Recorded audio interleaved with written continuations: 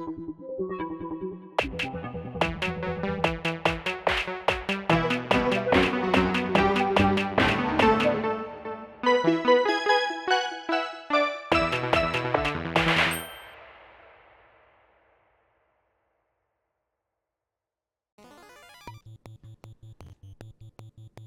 mean, listen, sometimes it's just what you do, is you load a sword into a gun and you shoot it at people. And in Blood of Zeus, it felt like that, even though there weren't guns. It's like, there'd literally be a scene where it's like a happy couple walking down the road in a forest, and then suddenly his head explodes as a sword flies through it. It's just like, why? Is he collateral damage, or is he like the actual... He's just... He didn't mean anything. He was just some bystander who just gets fucking murdered. Because there's like an epic fight happening down the road or some shit. I don't know. Wow, that's like wayward gunfire. Like, that's absolutely fucking weird. I mean, granted, climbing all over me right now. That is one of those animes that, like, you only need to watch one episode to really understand what it's about. And that is the first episode, because if I remember correctly, like, the main character's mother gets brutally murdered in front of the entire village, in the very first episode. So. I just remembered the fact that, like, you know, like, the whole thing is like, oh, he's a son of Zeus, and it's like, I'm sorry. Everyone here is like a son of Zeus. I don't know. Yeah. Join the club. Tell you on that one. Like, honey. Join the club. We've got... Join the club. We go to the theater on Sundays. Yeah, like, damn. Have you met Heracles? Yeah. Yeah. Well, that's the thing that pisses me off the most, is Blood of Zeus, the main character, is just like someone decided to do a ripoff of Heracles. Like, he has almost an identical type of story. That's stupid. One of the main differences, though, is that the conception is slightly different. And he doesn't have any kind of superpowers, which the original Heracles didn't have any superpowers either. That was the Disney thing. If you're a demigod, you should get superpowers. I'm just gonna say that. Ow! I mean also, Apollo and fucking Artemis are demigods, and they got powers. The fuck? What a fucking roulette that is. Zeus's semen sometimes works good, sometimes does not. Yeah? But, like, the origination story for the main character is that, like, he's actually a prince. Like, a long-lost prince, because... she ran into hiding. Well, sort of. I can't remember if that's actually his blood mother or not, or if that was some sort of servant or something. Oh, I think it may have been his blood mother.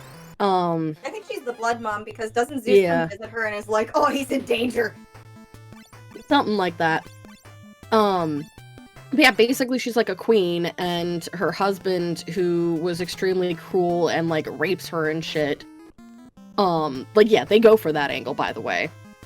That it is not a loving marriage, and that he forces her into sex. But, like, he's constantly coming and going, and then Zeus fucking, like, glamours himself up to look like her husband, and comes in and is, like, super sweet and adoring of her and shit, and, like, brings her flowers, and obviously she's getting some fucking whiplash because she's being mentally abused at this point. Like, unintentionally. Like Arthurian lore, actually. It literally does that. It goes with, you know, the whole cuckolding the wife while appearing as her husband. But they try and soften it by being like, oh, Zeus isn't cuckolding her because he's actually being loving and her actual husband is a total dickwad. It's like, that doesn't make it better. No. Like, this anime tries really hard to put Zeus in a good light. Which is awkward as fuck. Why don't you just let him be like a normal fucking Zeus? Like, down to the fact that, like, Hera is the one who, because she's pissed off and she found out that her husband is cheating yet again, that she decided, yes, I'm going to literally just turn all the gods against Zeus and create a pantheon civil war. Hey, thank you for the subscription, Moon. Yes, thank you very much. 26 months, goddamn. I'm really confused because I could have swore I resubbed the other day, but I guess not. But Deeply confused. Yeah, like the whole anime, like for me, it really sat badly with me because it's not even that, you know, this is just an anime about someone's Greek OCs or something, but more that they were trying so hard to be like Zeus apologists. It's just like, at least be true to like the original material that Zeus is. He might be a nice guy, but he's not a great guy. He makes a lot of dumb decisions, and Hera has every right to be angry at him. Yep. Because she's also literally the avatar of, like, loyalty and marriage. And meanwhile, the sanctity of her own marriage is constantly being violated. Yep. Angie. Yep. But anyway, I do not recommend people watch that unless they're just really into watching a ton of pointless blood and gore. Okay. Yeah. Yeah. I watched it, so you don't have to. Thank you for your sacrifice.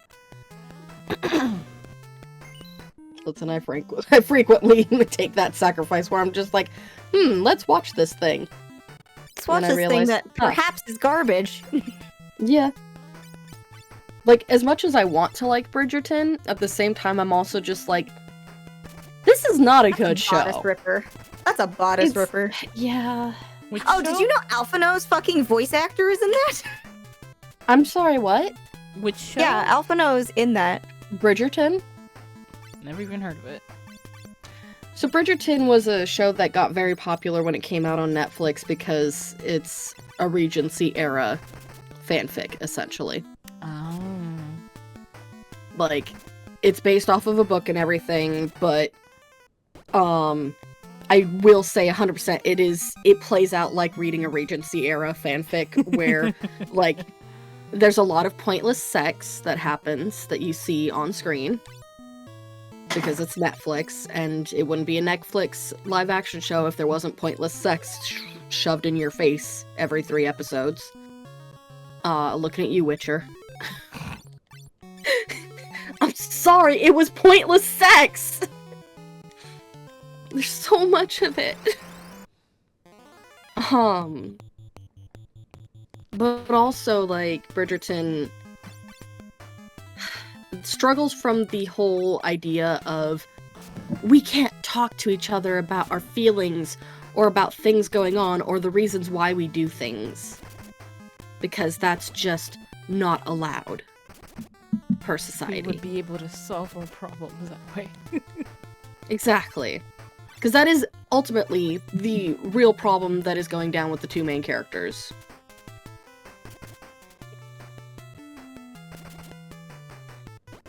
Yeah, the 2 main characters, the other reason why it's also fanfiction is because, much to everyone's disappointment, Black people did not hold any kind of, you know, regal authority in the Regency era. I'm sorry. And Queen Charlotte was not Black. So, I mean, I give this much to Bridgerton, though. They actually provide a reason as to why that happened. And also, the fact that they have, you know, all these amazing characters in there is just great anyway. Apparently great enough that the Queen Charlotte, like, they're the producers of and everything want to do a spin-off about her. Which, like, I'd watch that. That's probably why, I bet that's why Bridgerton exists, is because they're like, how do we Trojan horse this? Honestly, well, though, how they I'm fucking down for that. made Orange is the New Black.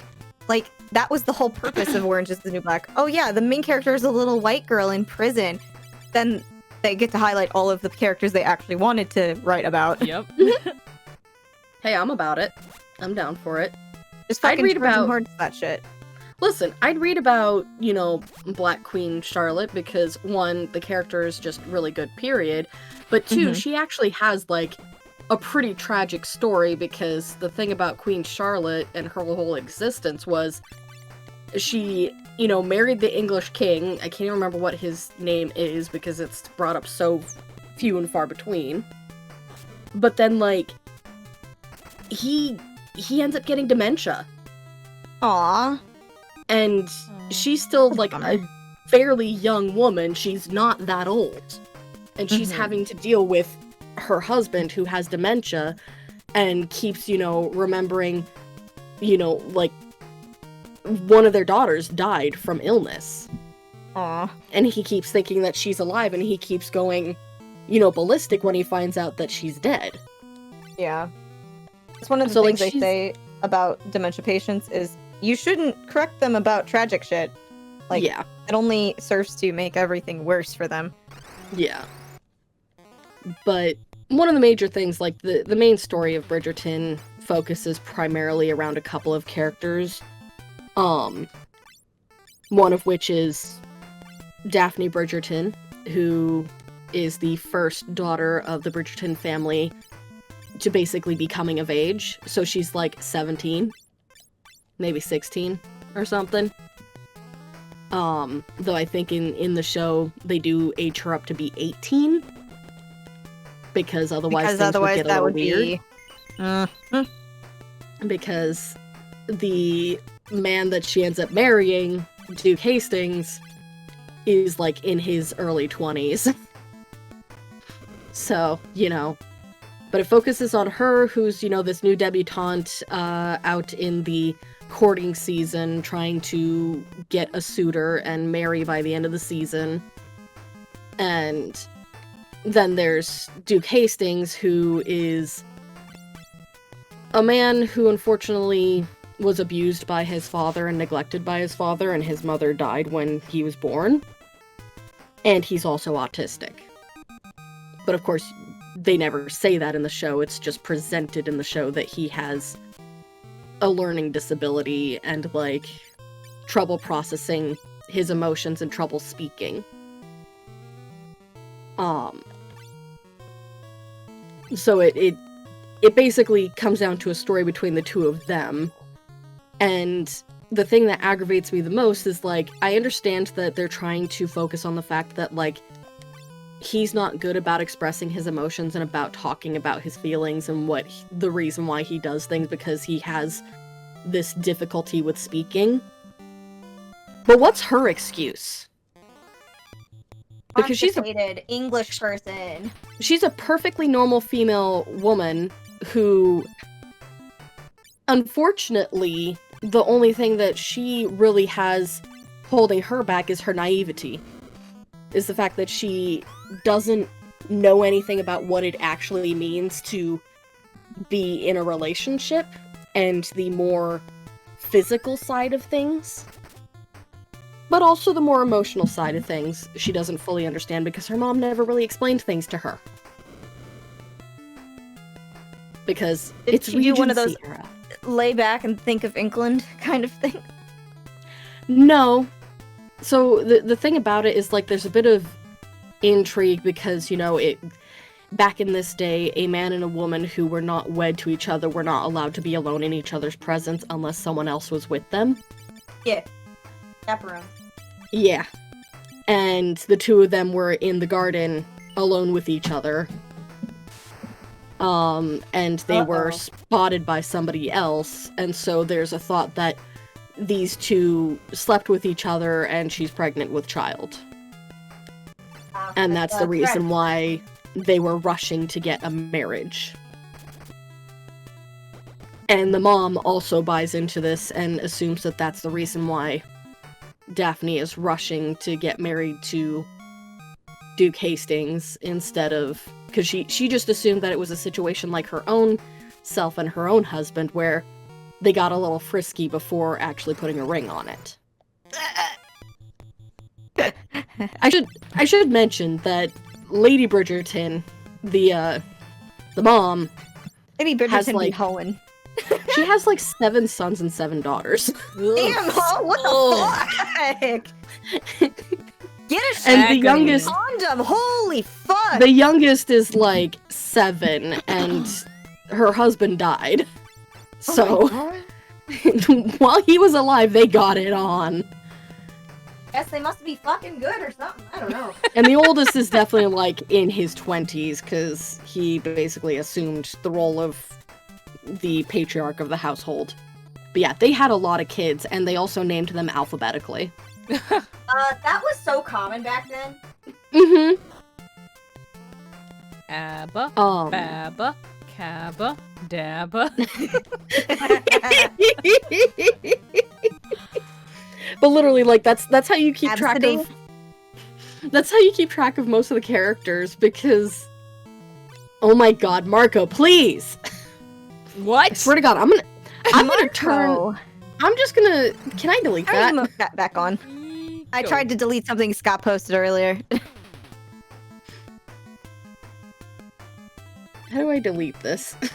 There's no deleting it. You just have to, like, time him out. Marco, god. And I wouldn't type him. I wouldn't time him out. No. We're just gonna turn on emote chat for a little bit. Marco, please. Use your powers for good, not evil.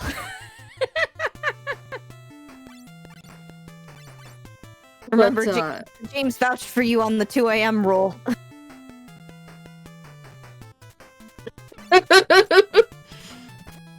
I mean, yeah. But yeah, no, literally, like, their kids are, like, Anthony, Benedict, Colin, Daphne, on and on, Thank just you. like that. Eloise, that's right, that's the other one. And it's just like, you had way too many children, you do realize this. Like, As long as she's got the money to support him, I think it's fine. Well, I mean... I hid the thing that was bad. I mean, she was married to a count, I believe, because she's the Viscountess. That's the other thing, is, like, the Regency era, like, hierarchy is weird, too. Because, if I remember correctly, if you marry a count, you actually become a Viscountess. So you're, like, a step below him. Uh-huh. Is how it's supposed to work, is every time you marry in, you're, like, a step below that person's rank. So I guess that's how the court, what do you fucking call it? Courtesan, what's the fucking name? Yeah. Courtier. No. Oh, no, wait, it's, Prince Consort for Queen. Yes. Yes. So, like, if a man marries a queen, he's the Prince Consort, not the king. Yeah. Likewise, if a woman marries the king, she's the princess, not the queen. At least until she is actually officially named queen. She has to be crowned to be able to claim queenship.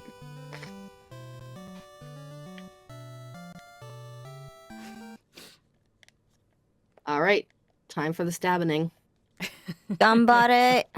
Poor child's been stabbed like 3 times. He has. Or rather, he has seen his father stab himself 3 times. Yeah, I was gonna say, the child didn't get stabbed, it's just the father tried to off himself to prevent himself from killing his kid.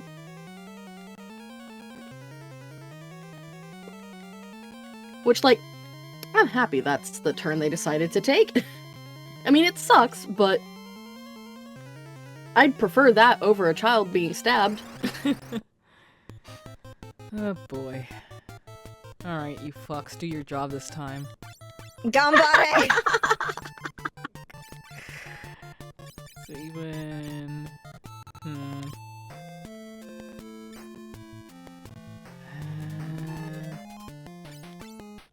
I guess might as well. Better than nothing. But I'm still upset because, much like other Bridgerton fans, we're all upset that in Season 2, the Duke of Hastings is not going to be there because, I guess, they decided not to have him in the second season? Because the second season is technically supposed to be focusing on Anthony finding a bride? So yeah. The whole thing is a mess.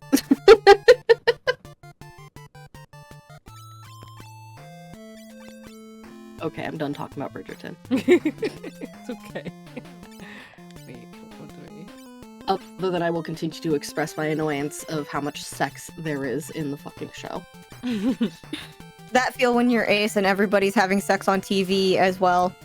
Very irritating. Yep. Oh yeah. I mean, my only advantage is it's not Game of Thrones, so nothing important is happening during the sex scenes. Well, nothing important happened during the sex scenes, at least with fucking Geralt of Rivia either. Yeah. Thank God. That's the reason I won't watch Game of Thrones, is because... Don't watch Game of Thrones, it sucks. If I wanted to get any of the story, I would have to watch the sex scenes, because they literally have exposition and, like, talking about the plot and things. Like... Reason 1. Why you don't watch that show. Is 99% of the sex scenes are rape.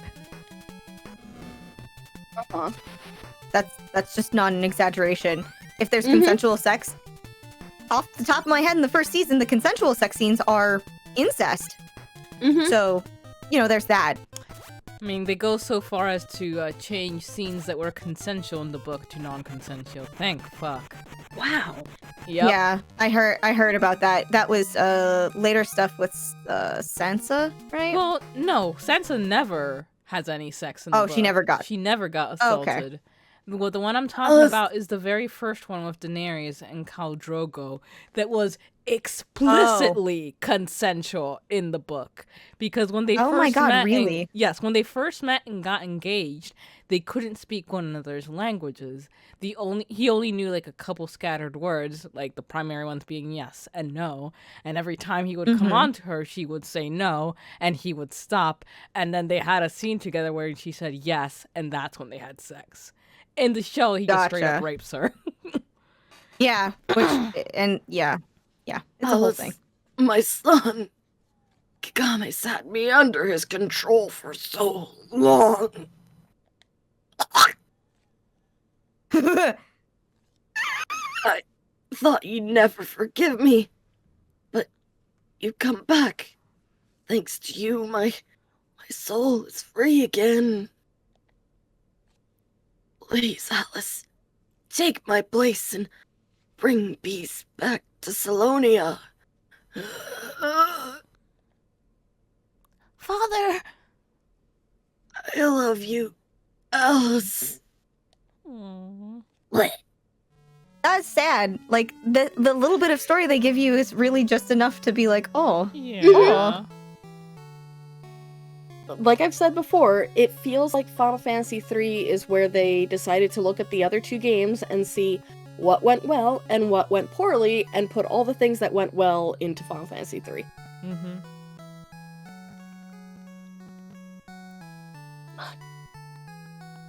Prince Alice.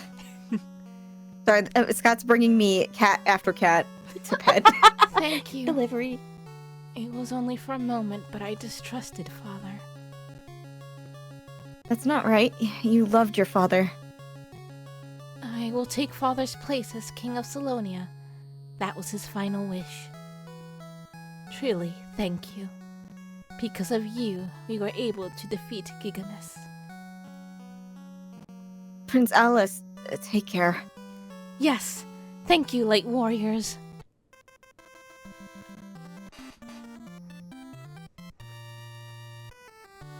Give him a head pat. Oh, he ran away. That kid is like 7 years old. Yes. I know. Boy, it was so sad. He's like literally like these kids are like what, 12? They're like, and he's an even smaller child. Yeah. Light warriors who saved Salonia. Thank you.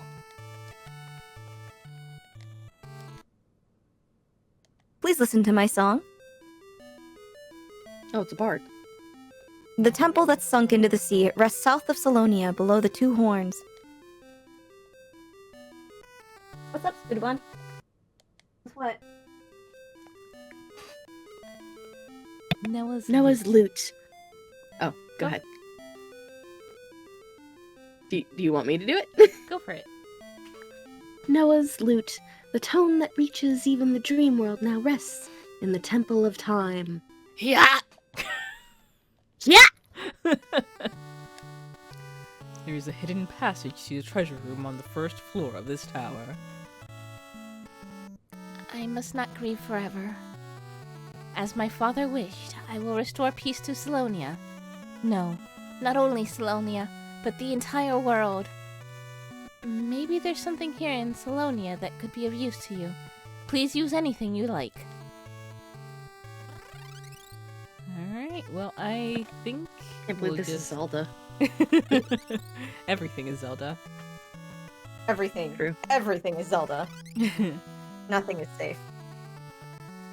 Someday Coco will know. Let's just go and do a quick save, and I think we'll leave it there. Well, my question is, can you leave the town yet?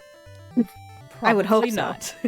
I think we need to get their airship since they mentioned. Oh no! Here we go. All right. Hey, there we Remember, go. because they have chocobos running around in that one part of the town. You can use them to go after. Yeah. Alright, but yeah. Yay. I think we'll leave the stream right there. Thank you everyone for coming by. Thank you, Moon, for joining us. What do we got? What do you guys have on the roster for the week? Tori? I sure don't know. But I don't have I'm really bad at planning right now because my schedule is so wonky. But maybe something with Curse will happen sometime this week. It would probably be Final Fantasy 14, but it could be some other game. Who knows? Also, I think we should raid Judd because he just went live. Okie dokie. What about before you, we do Tori? that, I was going to answer the question, yeah. Well, for certain, tomorrow night on my channel, there's AI The Somnium Files with Stray Rogue and Pixel Moon at 7:30 Pacific. Our new day. And then the next time I will be streaming will hopefully be on the 25th. I don't know because it depends on when John comes back, since I will be house sitting this weekend. So hopefully Tuesday I will be streaming Subnautica. Might be a bit later than normal. We'll see. Just keep an eye on the Twitter to find that out. And then we'll be back here on, Wednesday for Final Fantasy 3, I think. Yeah. So, yeah, for Pixels, Mondays, 8 p.m. EST is Moon with Bug Fables. As Tori said, Tuesday, 8 p.m. EST, likely Subnautica. Then Wednesday at 7 p.m. EST will be more Final Fantasy 3. And I don't know, I think I might just keep it to Final Fantasy 3 since we're kind of getting near the end. So it might be good to just knock it out of the park. Would you be up for that, Tori? Yeah. You can definitely do long I can also streams be of here. FF3. Yeah, and yes, Moon, you are more than welcome to join. So then, Thursday and Fridays, it's Kime at 8 p.m. EST, streaming either Death Stranding or Nier Replicant. I think our Saturdays are empty now, though usually in the early morning, Kime does mobile waifu game stuff. So then, on Sundays, at 1 p.m. EST, it's myself, Kinetsu and Kime, with Ultra Despair Girls. Then at 3 p.m. EST, it is myself and any one of the 4 Pixels who is able to join with Hades, which I'll be doing longer streams of as well.